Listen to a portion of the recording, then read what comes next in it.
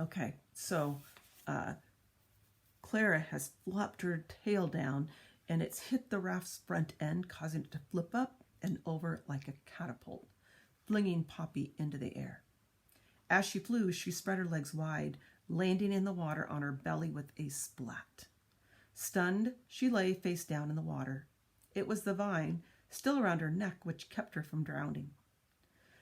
Clara looked around. Seeing Poppy face down in the water, she assumed she was dead. As for the other two mice, she did not see them at all. She was sure they too had perished. With a satisfied grunt, the beaver dove beneath the water and headed for the entryway to the lodge. Poppy, regaining consciousness, looked up. Giving her head a shake, she spat out water and called, "Thistle! Curly Duck!" Her voice was weak. There was no reply. She looked about. The beaver's lodge rose up before her. Given a few feeble kicks, she moved close enough to reach out and grab hold of some of its branches. When she pulled at them, she came up against it. There, she rested some more until her wind was completely restored.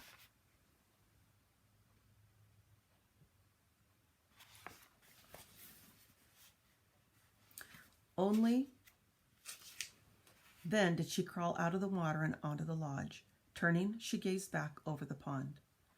"Thistle! Curly Duck!" she called again.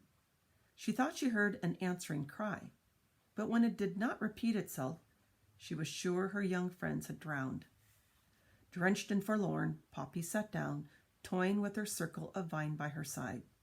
Suddenly, she reached for her quill. It too was gone. That meant she had no way to defend herself. Everything bad that could have happened had. What she should do, she told herself, was to go back and inform Valerian and Clover what had occurred. The mere thought of it made her groan. Why did she always have to bring bad news? It was all too ghastly. The next moment she realized that going back was not possible. Her raft was gone. She couldn't swim to shore. There was little choice but to press on and attempt to save Rye, somehow. Poppy hefted the circle of vine. Though heavy, she flung it back over her neck, then began to climb the side of the lodge. As she went, she began to cry. Why did Ragweed have to die? Why did Rye have to run away? Why did Aerith and Clover and Valerian have to be angry at her? Why did Thistle and Curly Duck have to drown? Was everything her fault? It was all too much. Despite her anguish, Poppy continued up the side of the lodge. It was a hard climb. Her own distress, the rough nature of the lodge's construction, her sense of failure, all conspired to make the going difficult. Even so, she kept climbing, constantly, slipping, banging her head, her knees. Her paws grew raw.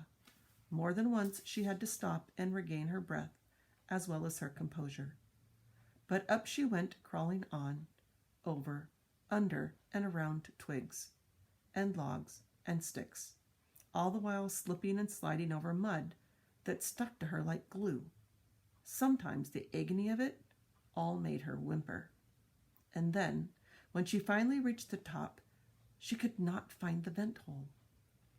She could hardly believe it. Back and forth over the top she crawled. All she found was mud, and more mud. Something was wrong. Something had changed. Gradually, Poppy began to grasp what must have happened. When she had visited Rye, she had left the vine dangling from the vent hole. The beavers must have discovered what she'd done and covered the hole with mud. If that was true, and it certainly seemed to be so, then, short of swimming, there was no way for her to get into the lodge. Feeling defeated and alone, Poppy sat atop the lodge. Aerith had fled back to Dimwood. Thistle and Curly Duck were gone, presumably drowned. Rye was imprisoned. Rye? How close he was, but how impossible to reach. Her whole plan was a disaster. Poppy lay back and stared up at the few stars peeking out now and again from behind drifting clouds. I might as well be up there for all I can do, she thought. Exhaustion, fueled by sorrow and defeat, took hold. She kept telling herself she mustn't sleep, that she must do something, but her fatigue, mixed with her melancholy state, proved too powerful, and she nodded off. That is the end of chapter 3. Chapter 24 coming up.